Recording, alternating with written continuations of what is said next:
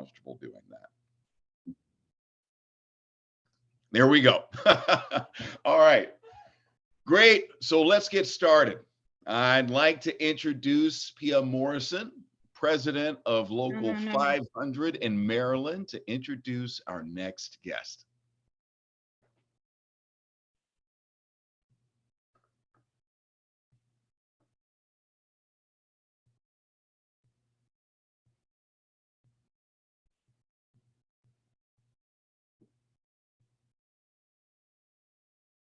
Pia?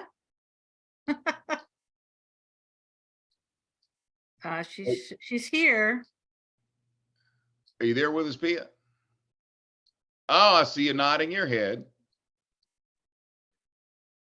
Okay, it wasn't allowing me to unmute myself, and I was trying to type that in the chat. Sorry. No, you're all good. Go right on ahead. Hi, my name is Pia Morrison. I'm the proud president of SEIU Local 500. We represent approximately 20,000 workers in Maryland and DC. They are education support professionals, Maryland child care workers, human services workers, and nonprofit workers and adjunct professors. I am very excited today to talk about Governor Wes Moore. First of all, Wes Moore is the first African-American governor in the state of Maryland. He is one of the 3 ever elected African-American governors in the United States, which I think is absolutely insane, but that's where we are.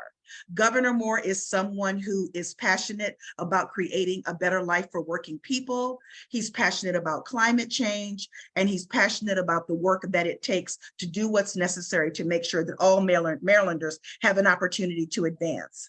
He recently joined the U.S. Climate Alliance and committed to reducing collective greenhouse gas emissions. He also signed on to accelerating and reducing GHG pollution and centering equity, environmental justice to create climate change, to create high quality jobs. In addition to that, he's already signed the Fair Wage Act, which enacts the $15 minimum wage in Maryland 2 years earlier than scheduled, and the Family Prosperity Act, which extends the earned income tax credit for working families and will provide tax relief for 400,000 Marylanders. At the inaugural ball, Governor Moore said, "Tonight we party and tomorrow we get right to work."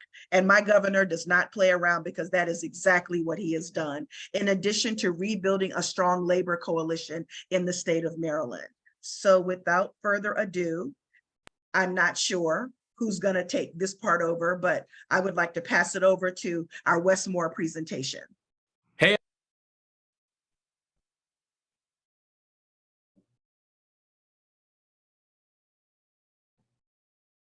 Whoops.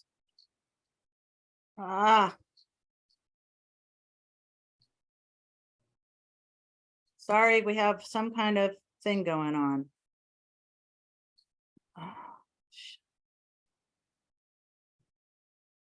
Hey SEIU, Marguerite. It's Governor Wes Moore, and it's my honor to welcome you to the Climate, Jobs, and Justice Summit. I am proud to be your partner in working to build a better state for all of us, while also addressing the issue of climate change. Because every day you're on the front lines. You're on the front lines of the essential industries that deal with the effects of climate change. And so when people ask me, they say, well, how does climate change show itself? My answer is simple: in every way. It shows itself in the air that we breathe, in the water we drink, in the resilience of the communities we live in. And no one knows this better than SEIU. Many of you are the first responders to climate disasters. Many of you serve in industries that support communities dealing with public health hazards caused by climate change. And you're not just dealing with the effects of climate change at work. You're dealing with them at home as well. And we also know that when it comes to the effects of climate change, it is not distributed equally.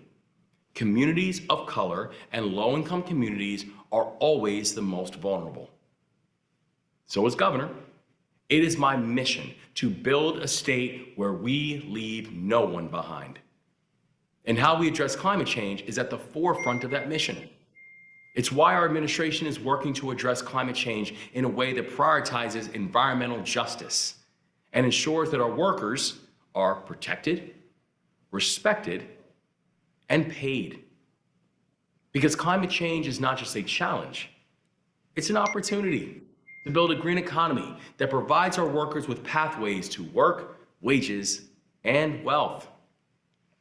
We are moving to invest in clean energy industries and create jobs. We are moving to reduce greenhouse gas emissions by 60% by 2031 and achieve net zero emissions by 2045. And we are investing in critical infrastructure to help lift all of our communities and secure our future. And you all know that SEIU is a core part of that future. So together, we're going to work in partnership to address climate change, to ensure environmental justice, to build a green economy where all of our workers can thrive. So thank you. Thank you for your leadership, now and always. And I'm proud to stand with you today, and I'll be proud to stand with you as we work to make this Maryland's decade.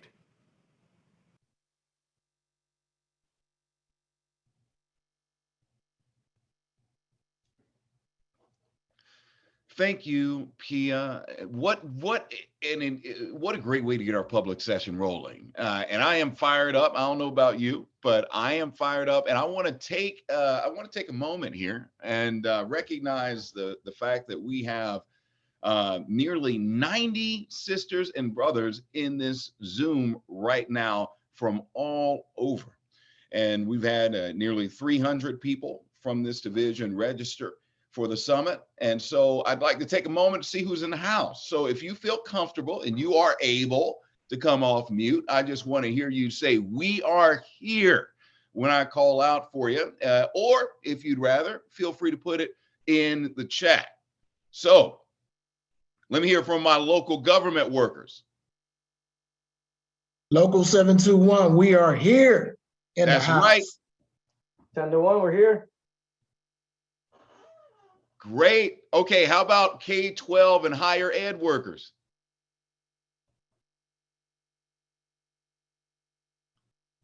I see, oh yeah, I see the chat blowing up. Thank you. All right, what about public health? 10-1 here, public health. That's right. Here. Oh, okay, finally. Public schools, we are here. Health. And I hear you.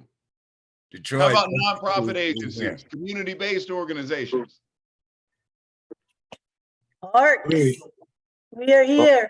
Local 509 is here. I hear you, 509. Local 1000 is here. I hear you, 1000. Local 1 Detroit is here. 1,000. Social workers are here too, 1021. Man, y'all, I'm getting goosebumps. Yes, it is good to hear from all of you. Local 521 is here. Jason Retiree is here. I was here, man. I see you. Yeah. I see you 1989. I see you 1996. Local Fantastic. 2015, we're here. 525 It is so good to retiree. hear that. I jump another.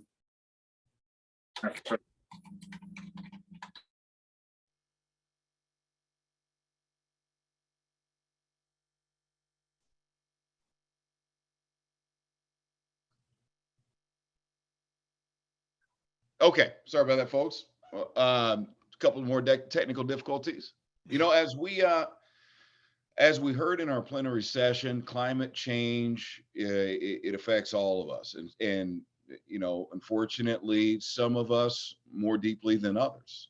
You know, to open up our session, what I'd like to first do is ask Mariceli Gonzalez, our Puerto Rico local SBT 1996 vice president, to step forward and speak to some of that.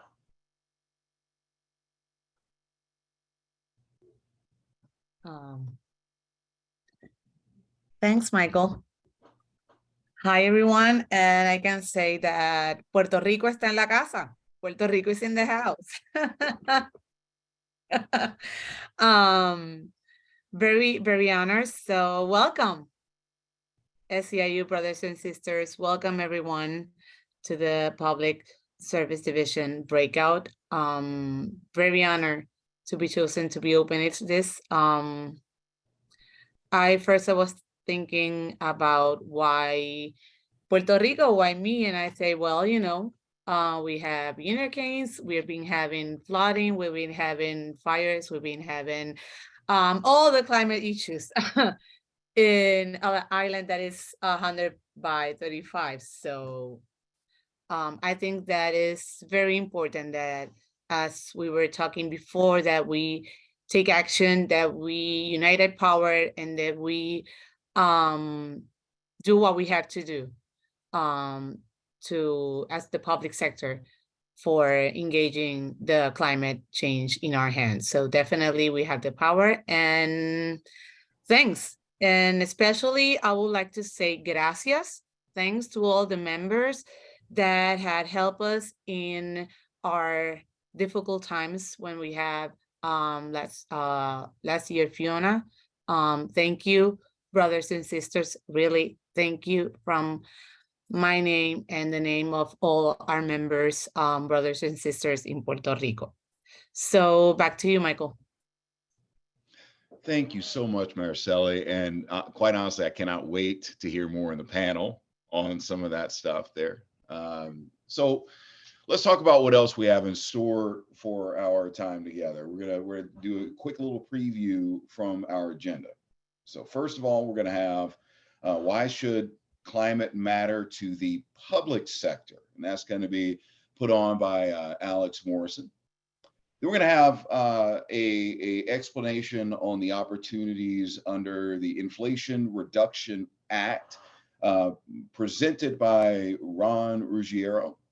We're going to have a panel moderated by yours truly in conversation with Alex Morrison, Mariceli Gonzalez, Alejandra Tejeda, with family child care coordinator, local 509, and Semboya Wright.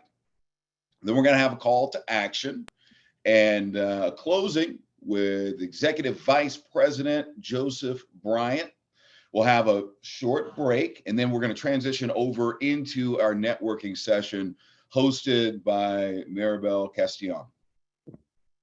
Now, I'd like to turn it over to Alex Morrison, who's going to be the co-chair of the 1021 Climate Justice Committee and is a GIS analyst at the San Francisco Office of Resiliency and Capital Planning.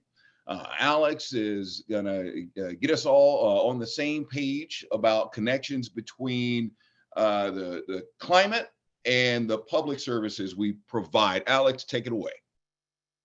Sure thing. Thanks a lot for that, Michael. You know, I'm just going to dive right into it. To be pretty succinct, things aren't looking great. The latest report taking stock of the science really reinforced what we all already knew. While there's been progress on climate over the last few years, the world's governments aren't taking nearly enough action at the scale that's needed to avert the worst of climate change. And even when they do act, as we heard from our opening speakers, they often leave out the most vulnerable communities. So this report showed that just the emissions from the existing fossil fuel infrastructure that we have now would shut the door on staying under 1.5 degrees of warming.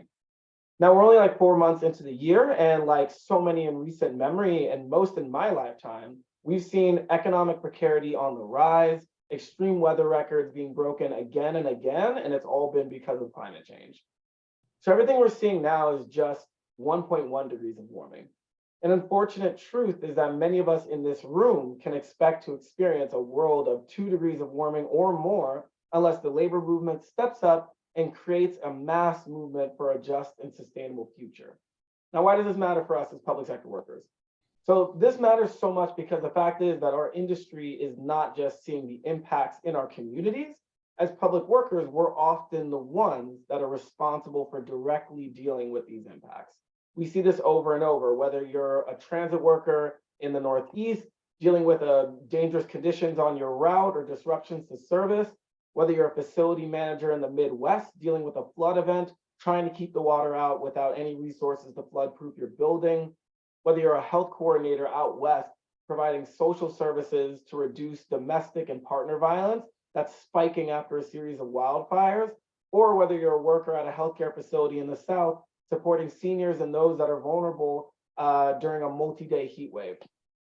Addressing climate impacts, so often it seems to focus and the conversation is on infrastructure, and that's really important, things like retrofitting buildings. But as public sector workers in SEIU, we know it's much more than that.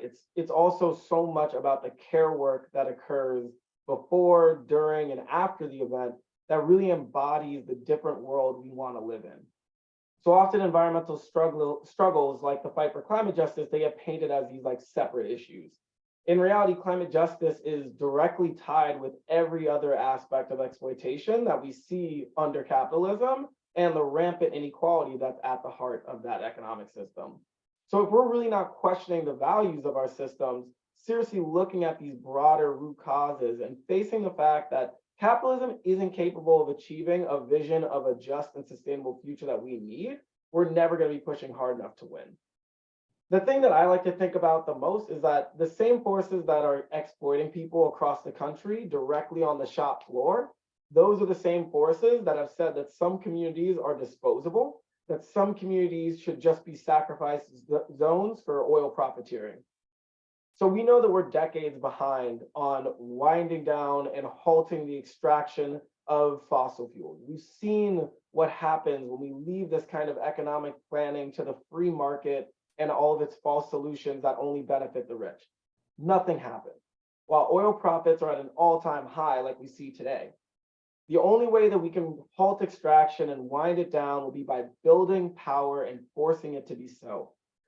However, you know, it's important to note, we also see that so many of our frontline communities that are made up of our members, rely on revenues from these same facilities in order to pay for basic city services like libraries, hospitals, schools, every aspect of public sector work that we do.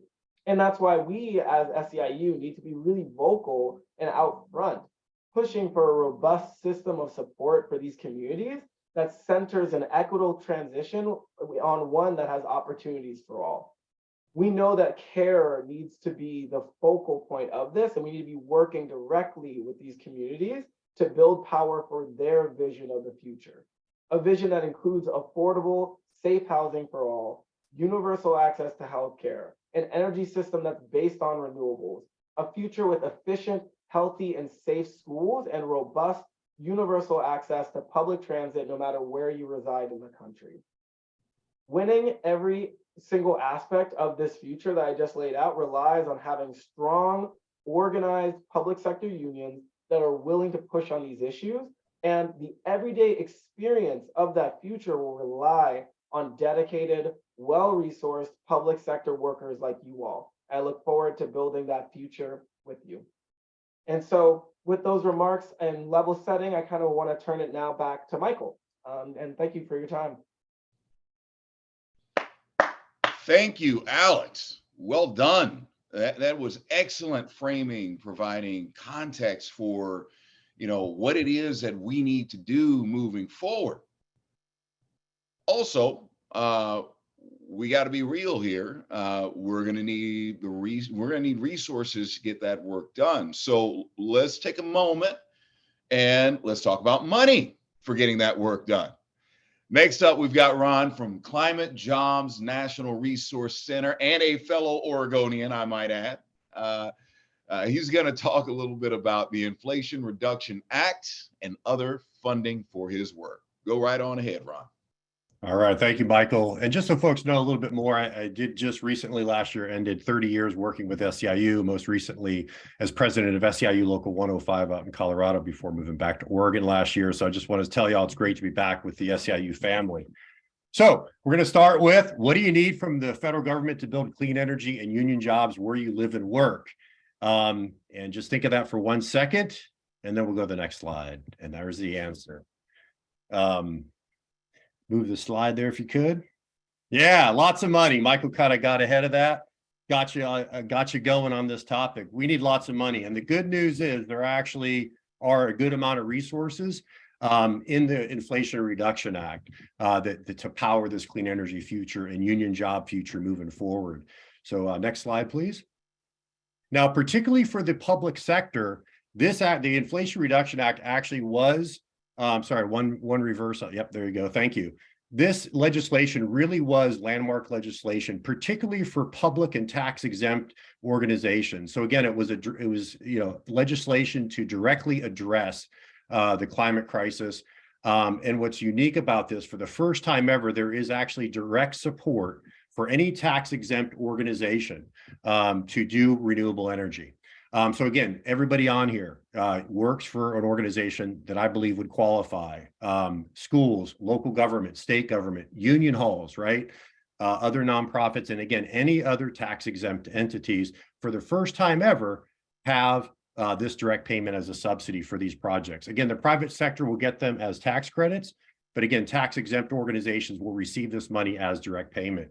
Now, what's possible is 30 to 60% of the cost of the renewable energy project would come back again as direct payment to that entity. Again, these are direct payments. And unlike any other grant that you're probably familiar with, there is no application needed. You essentially, and we'll move on to the next slide and get into a little more of the specifics. So what is eligible? Again, sorry, yeah, eligible here. So we're on the right slide. Thank you. Eligible is, solar, ground source heat pumps, battery storage, fuel cells, wind turbines. Now, how the system works is all projects will get a 6%, again, tax credit, or in the case of a nonprofit or a tax exempt organization, as a direct payment. However, and this is where the union jobs piece comes in, there's a very strong incentive to allow union contractors to play on a level playing field for this work. So if the project meets prevailing wage and apprenticeship requirements, that subsidy goes up to 30%. There is another plus 10% if the project meets domestic content. So again, manufactured in the US requirements. There's another plus 10% if it's located in an area, they're called energy communities. These are dependent on fossil fuel industries and certain unemployment numbers. There's a possible another plus 10%. There's another final plus 10% for projects in low income or public housing. And that's the one piece, or maybe some competitive process there. The rest of this program there is no cap. There is no like national level cap. So if you get these projects rolling in your community or with your employer and you do it, meet these requirements, again, you can get 30 to 60% in total is available as direct payment support. So let's go on to the next slide, which just talks about how to get the money. It's actually very simple. Step one is invest. So put the dollars to work on an eligible project. Step two, when the project basically flips the switch, in other words, it goes live, starts generating power, you would fill out, there's the agency to work with will be the IRS, there'll be a form, you provide the documentation. And step three is, guess what? You receive the funding. So next slide, Pete, please, because again, it really is very simple and very easy. Again, you do not have to pre-approve these projects. There's no application. There's no national cap. So if you do these projects and meet the requirements, your organization can get the money back. So what are the benefits? Most of this you probably already all know, so I'll go very quickly. One is, again, it really is groundbreaking that tax exempt organizations can get the money. This is really the first major piece of federal legislation that does this kind of system that puts public on equal footing with the private sector. Reduce greenhouse gas emissions, reduce energy usage, lock in energy costs, much shorter payback period for these projects. Obviously, the entity can save lots of money, which frees it up for other needs in that community or in that organization. And of course, because of kids, that's why we're all here.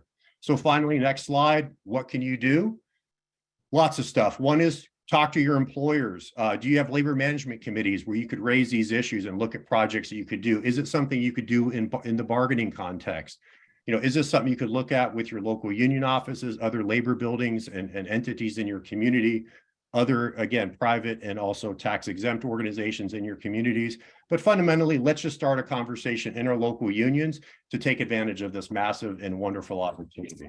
With that, thank you. And the last slide just has my email, and certainly reach out if we can answer and help out from Climate Jobs National Resource Center in your work. And again, keep up the great work, and thank you all for your time. Have a great day. Ron, thank you so much for that. And please do, I encourage folks to reach out to Ron for more information on that.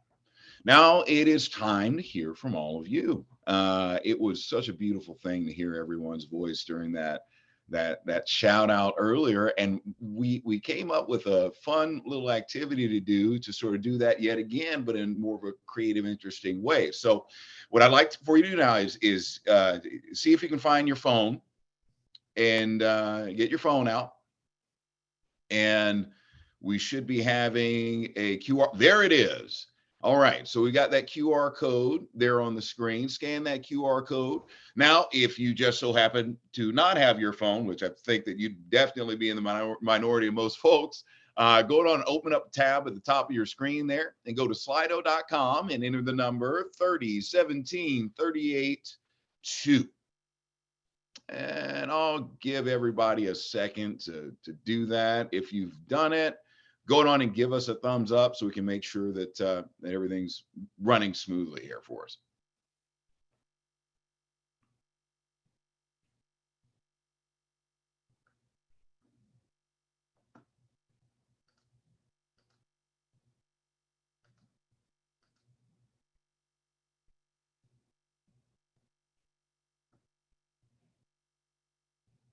All right.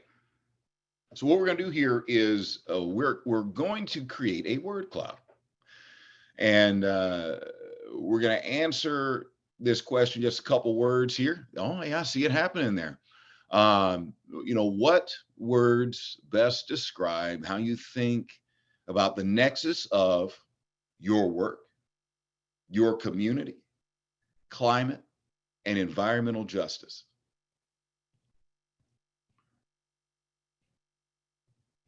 Necessary. Wow. Absolutely. Absolutely.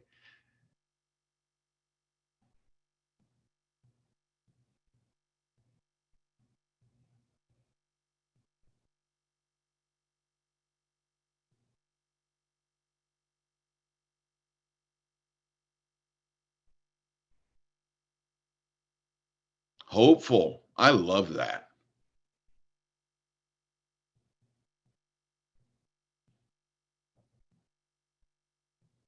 Energizing. Essential.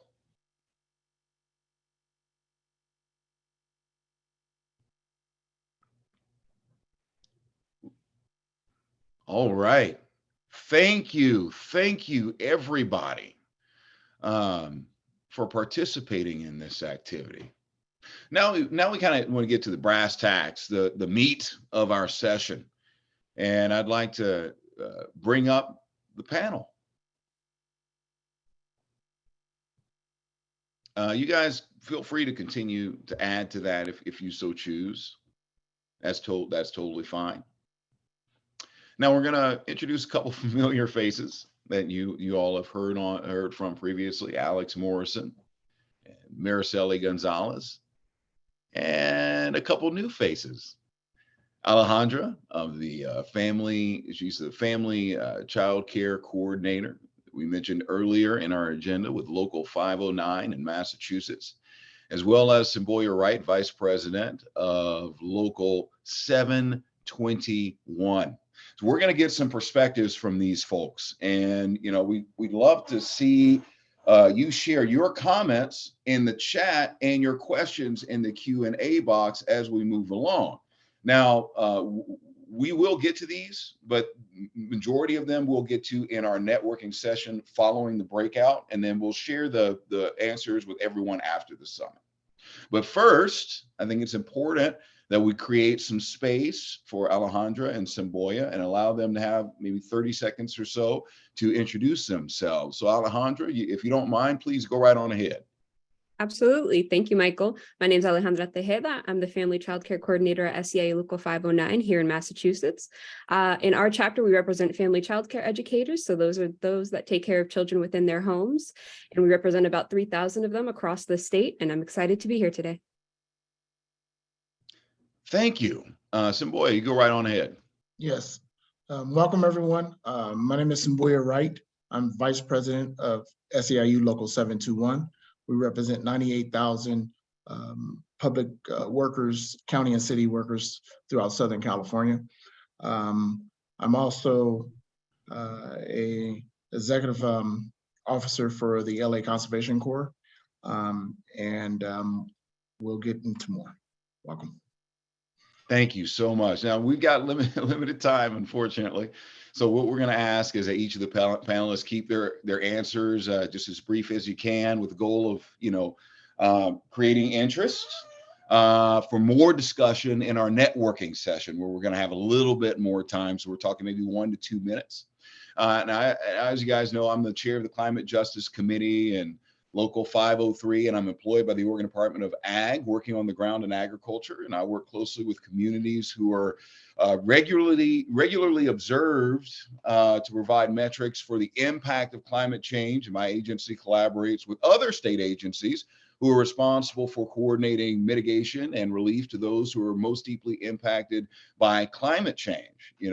Recent studies have found that the Pacific Northwest extreme heat wave during the summer of 2021 was a freak event that should only happen once in every 10,000 years, but did so due to climate change. Records were broken across this region in June of 2021 as temperatures soared as high as 118 degrees Fahrenheit. And let me tell y'all, in the Pacific Northwest, we don't have central air and heat usually. This was something that rocked our community.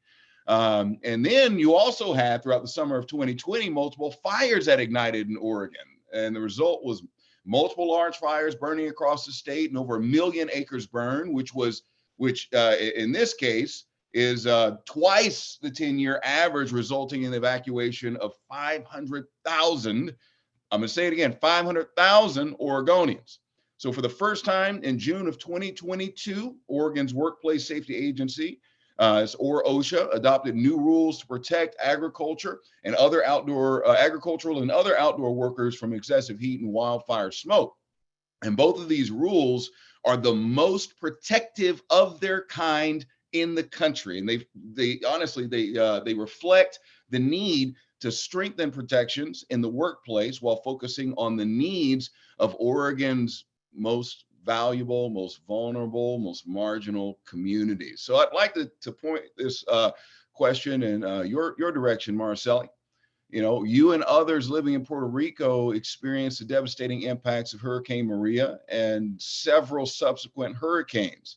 As I talked a little bit about how the climate's impacted my work, I'd love to open up the floor and allow you to speak to the ways that you've seen climate impact your work where you're at.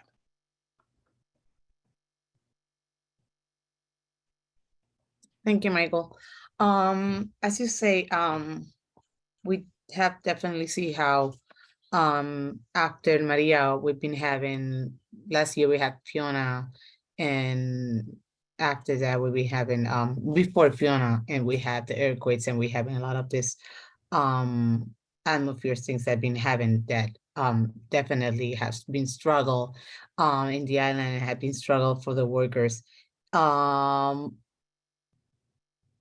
does this impact our work? Definitely has a big impact for the condition of our workers. I would like to talk a little bit of what happened after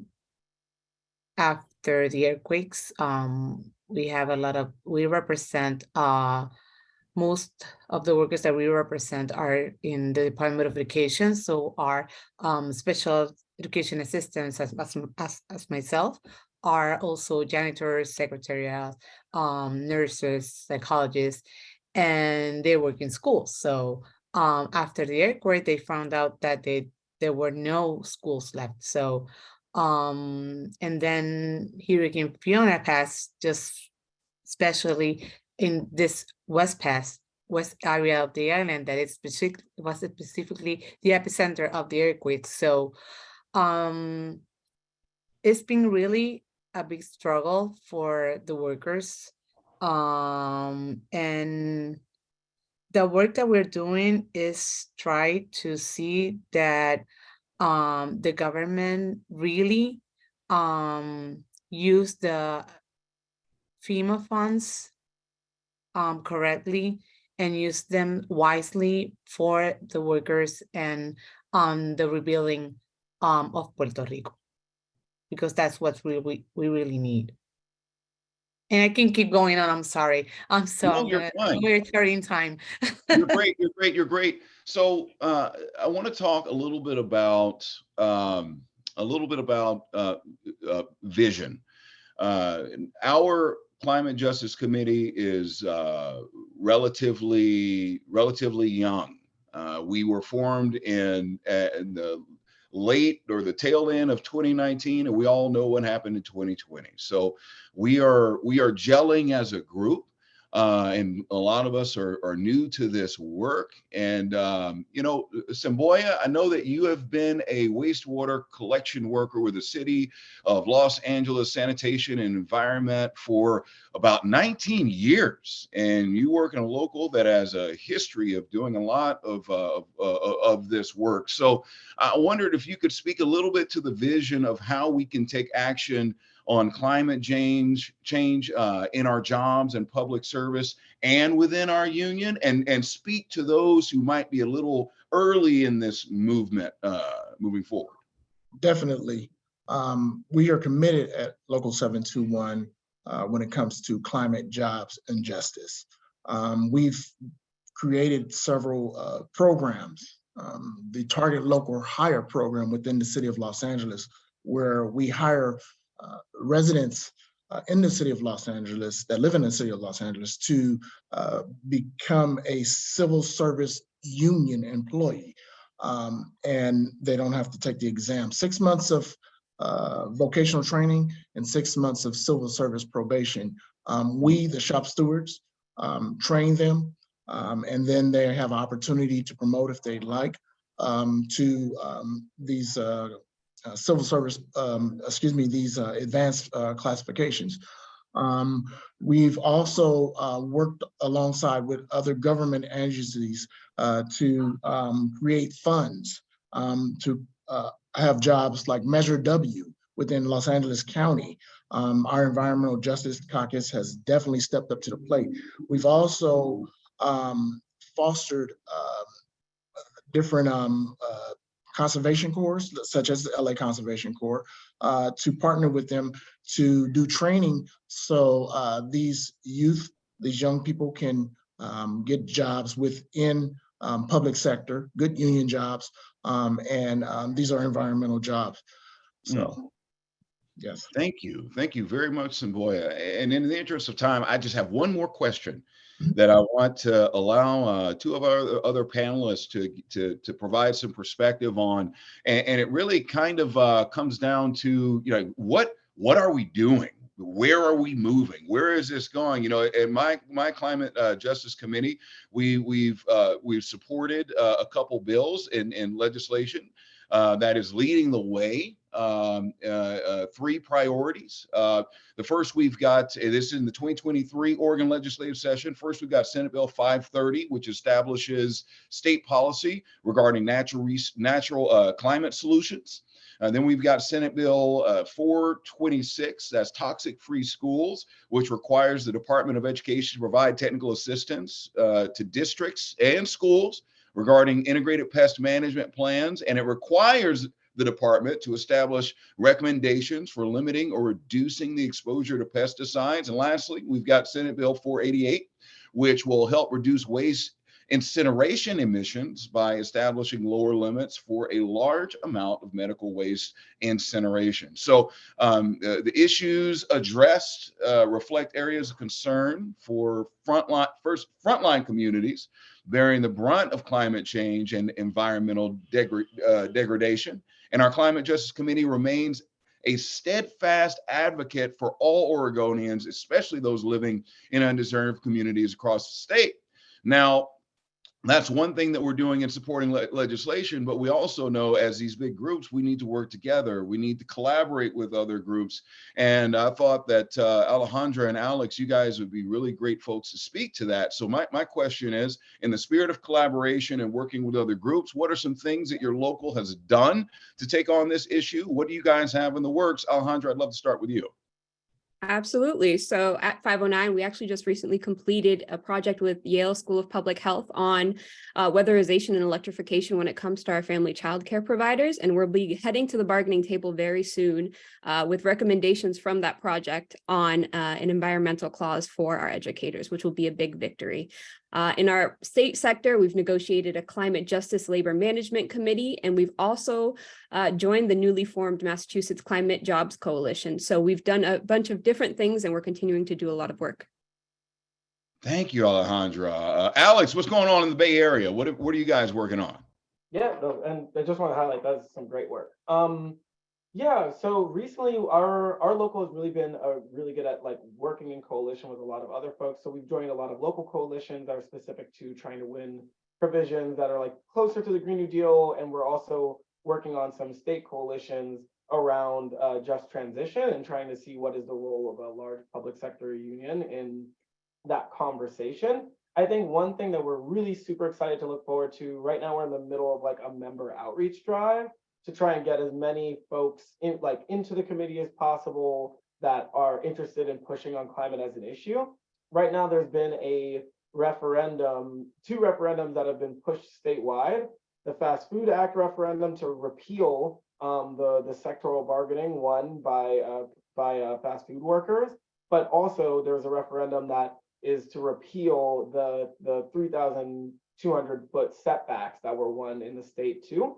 And we really want to do a job as a committee of like linking those two struggles so that we're pushing back not only on the fast food one, but like also on the fossil fuel setback one, and really embodying that phrase of like end of the month, end of the world, same fight. You know, it's like the bread and butter stuff and these larger issues, they're the exact same fight because the referendum is being pushed by the same exact lobbying firm. It's the one single firm doing both of those referendum pushes.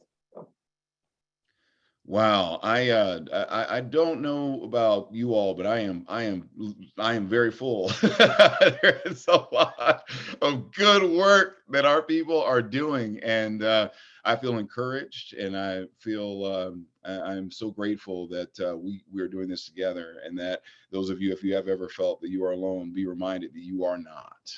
So the chat is blowing up, and I want to encourage people to continue to contribute there. I hope you all feel full as well, and you got a spark of inspiration from this. And we're going to get now to the sort of the icing on the cake. I'd like to bring up Joseph Bryant, formerly the president of SEIU 1021, and now our executive vice president, to send us off with some closing remarks. Thank you, Michael. And if we can give a big public sector round of applause for that amazing panel, Samboya, Marcelli, Alex, Alejandra. If we can come off mute, if folks can come off mute and just show some love. And then also, we gotta show love to our brother Michael, who has the voice of I don't even know what, but it's beautiful, and it is can be used in any form of media that exists, but also obviously here with our family. Thank you for emceeing this, for your leadership in this. Thank you, Michael. Can we show some love to Michael? Yes. Yes. He you, must Brother be a Michael. DJ in another life. Thank And Joseph. Thank you. Thank you. Thank So, you. as we close Thank here, we can all agree that our work in the community, in climate justice, environmental justice are all interconnected. And just going back to that word cloud that everybody here built out, the words that came out biggest in that cloud were, it's vital, it's necessary, it's needed. So we all agree that we know we need to do the work, and we're doing the work, but we know we need to take even more action. And this is a call to action at this point in time. Although, Biden has been, good on some areas, and not as good on others. And, at this point in time with Congress just being what it is, we can't expect too much there. The EPA has an opportunity to pass strong regulation That's why we have to have the strategies we have where we need to be on climate politics, for example. in a little That's a few. good way of helping people understand that.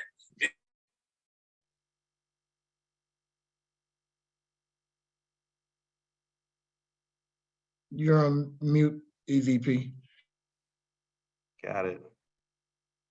Thank you, Samboya. So our call to action to close here is that if everyone can sign up for Solutions for Pollution Rapid Response Network, which I think you can scan in here, and I think Michael's gonna help walk us through it, but I think if you scan it, it'll take you to it. If you sign up, it'll get you connected. It'll let you know how and when and where we need to chime in, just to make sure that we're also putting action behind our words. So with that, just want to say thank you. I wish I could give a shout out to everybody. There's been just so much love in the chat and so much family here. We are all family as the public sector. You know, originally my home is the public sector, and I always love being here with y'all. So we're gonna wrap it up. We're a little bit behind, but I'm gonna pass it back over to Michael. But again, thank you, Michael, and thank you everybody. It's Saturday. Everybody could be doing a lot of different things right now. And everybody's here trying to make this change in the space of climate change. So thank you. I want to reflect the same thing. So much gratitude to everybody who shared this space with us today. Thank you so much. And just as EVP Bryant shared with us, this is something that you can do several times throughout the year to have an impact on keeping our air and water clean. So if you don't mind, please grab your smartphones, and or if you want, you can click the link in the chat to join our rapid responders. So again, thank you everybody. And that wraps up the formal part of our climate summit. Thank you for your participation. And for those who just cannot get enough, we're going to leave the Zoom. We're going to leave the Zoom on, and then after a short music break, we will go on and continue the conversation with an open 45-minute networking session facilitated by SEIU 721 Chair Maribel Castillon. Thank you guys so much.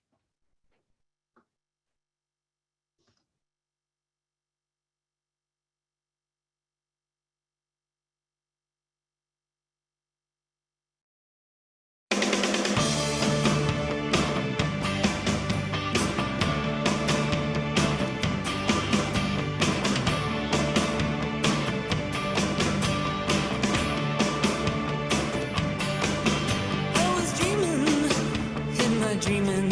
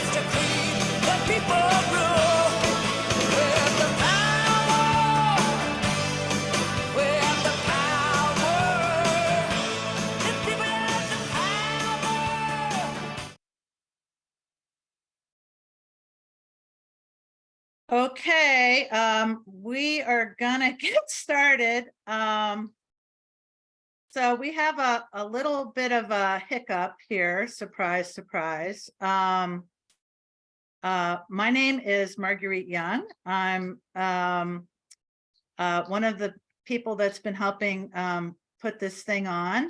And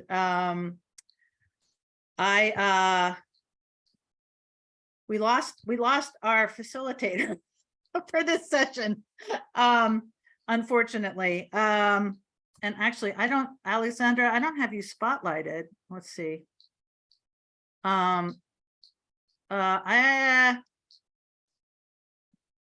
think for anybody, I don't know that we have anybody that uses ASL in this session. Hey Margaret, this is Isai from the support. It's up to you to decide. On what? If you want to keep the interpreters for the upcoming part of the session. Yeah, I've asked them to. Can you Isai, can you put our ASL interpreter in spotlight? Yeah, I can try. Okay, hang on a second. I need to. I have What do you want to do? spotlighted. I'm really okay. Hi. So basically, what I need a volunteer. If somebody wants to raise a hand, oh, there you are. If somebody wants to raise a hand to, I think some of our hope. Actually, I'm going to see Michael. Can I ask you to moderate this since you at least know what we were thinking we would do? Well, I can most certainly try. Let's go. I live in the deep end. Okay, so I've got there are 8 or 9 questions that were in the chat.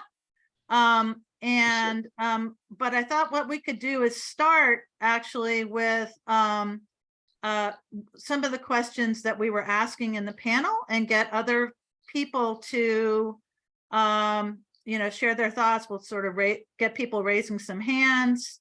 Do we want to and then I can unmute people as they come up. So do you want to take one of the panel questions? Certainly. Let's see here. And yes, we do want to keep interpreters in the room if they can stay. Go ahead. Certainly. So what, just to revisit a couple things. One of the things that I spoke to was some of the ways that climate has impacted your work. What it did was it led our agency, or rather state agencies in Oregon, to create initiatives and actually write rules and create structural change around addressing climate impacts. And so the end result was that we ended up writing rules. One of them, a brother and a friend, Ted Bunch, formerly worked with me at ODA, and then he went on to OSHA. He helped write some of the most protective rules of their kind in the country. That is all about protecting Oregon's most vulnerable communities, but also setting an example for other states throughout the country. So we can put it out there to the group. And the question is, what are the ways you've seen climate impact your work and set initiatives around the work that you do? Raise your hand if you'd like to be called on, and we'll call on people. Marguerite, I have limited capacity to see hands. Would you be able to do that? Yeah, no, I'm going to do that. I'm looking. I should be able to see your hands raised in the participant panel.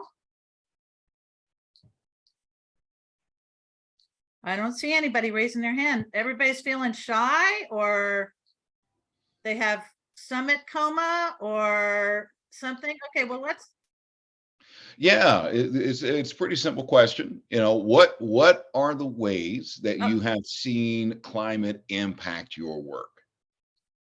Great. I've got Martha Hawthorne, and I'm gonna ask her to unmute and share some thoughts. There you go, Martha. Thank you. Yeah, I'm a public health nurse, retired now, but you know, I've been so concerned about the way global heating has impacted California in ways that are sometimes more extreme than other places. Older people are so affected by the heat. My mother, who's 96, and I've had to evacuate her from fires. But I'm mostly concerned about our Black and brown members who live around oil and gas wells. And in California, in many counties, it's right up against homes and schools and hospitals. So we have a setback bill that passed our state legislature. We were so excited about that, but it's been referendized by the right wing. So we are starting a campaign along with our state council to really support the setback legislation, because it would really not only improve the health of the people who have had to live near oil and gas wells, but really impact the health of all of us who are enduring daily now the increases in the global warming effects of extreme weather. So we'd really like all Californians to take a look at the Last Chance Alliance tour. It's going across the state and highlighting the communities that are most affected by the oil and gas wells, and realizing that it is all of us also that are so negatively affected by the oil and gas drilling in California. We export at least 30% of our oil and gas. So even if California reaches our emission goals, it doesn't count if we're exporting a whole lot of oil and gas.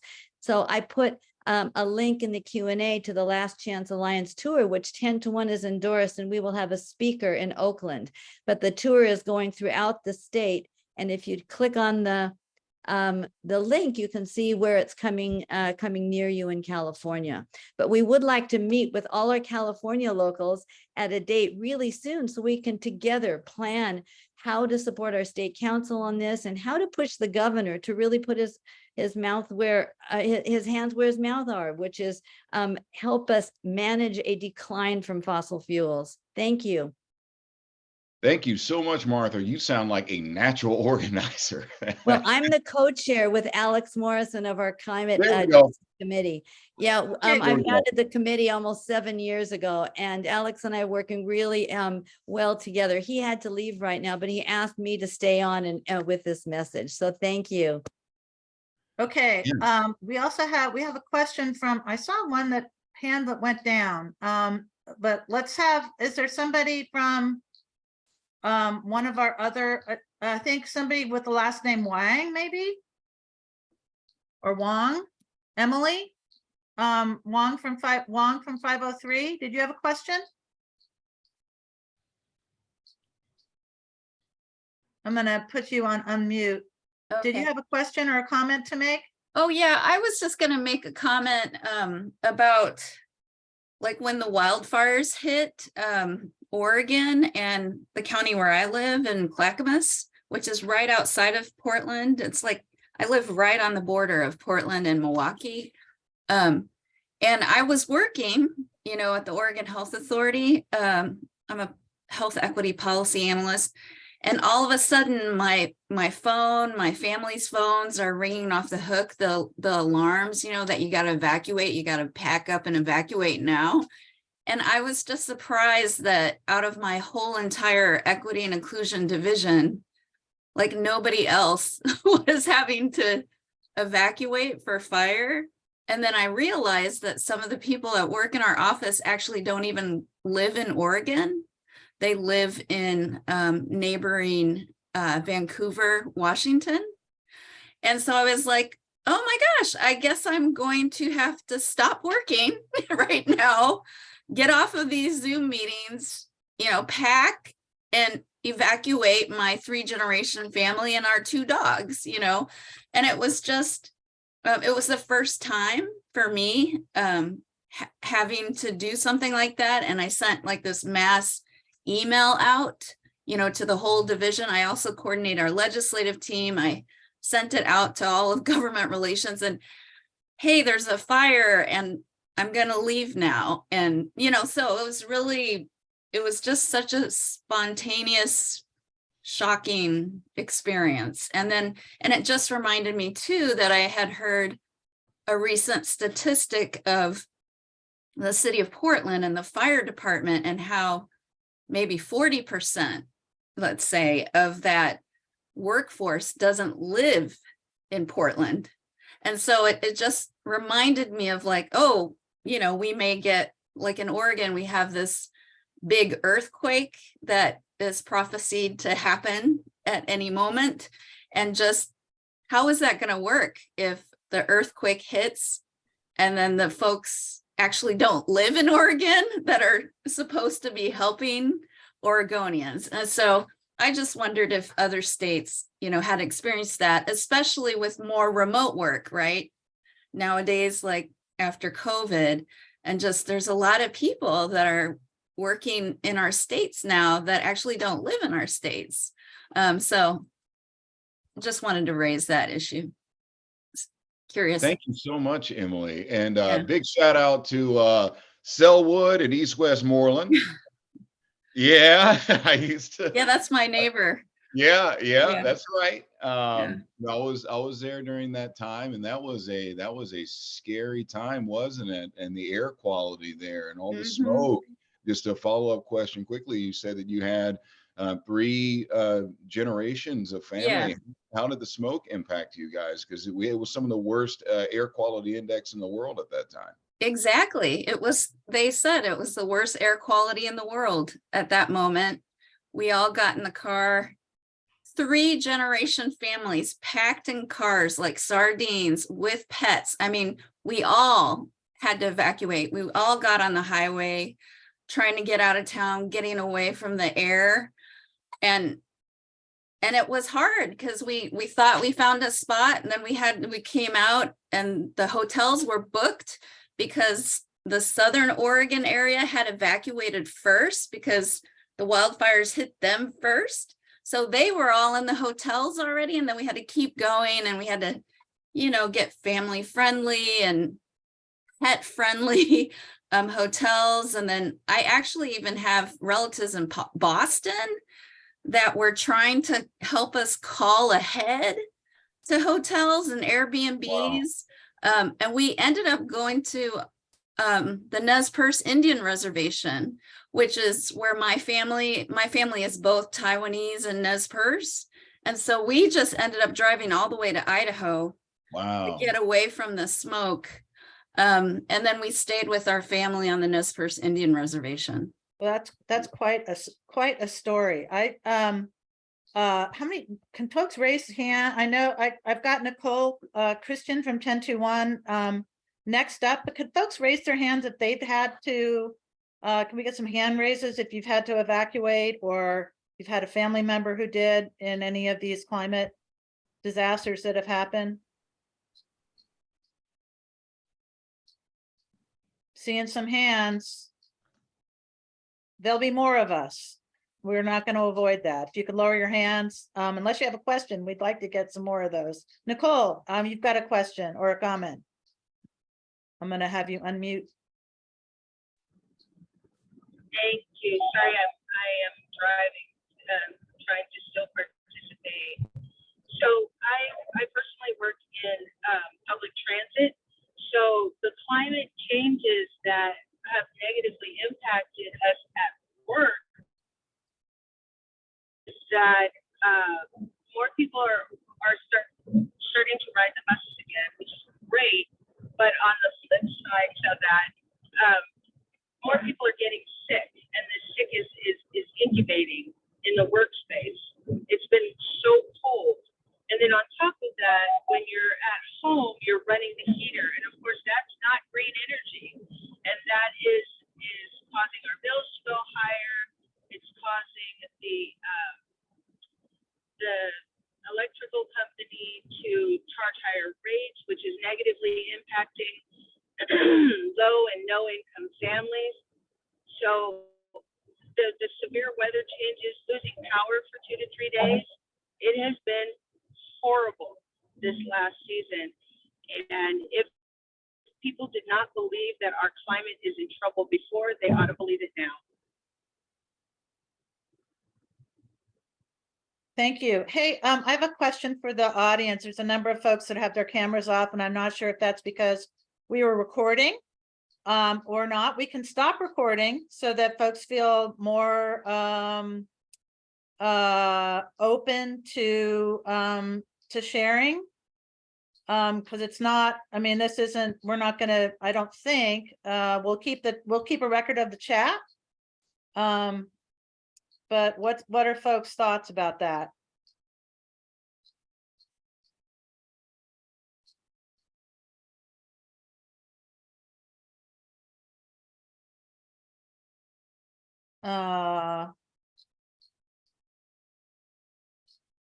Okay, well, I'm going to stop recording. Maybe it'll inspire some more folks to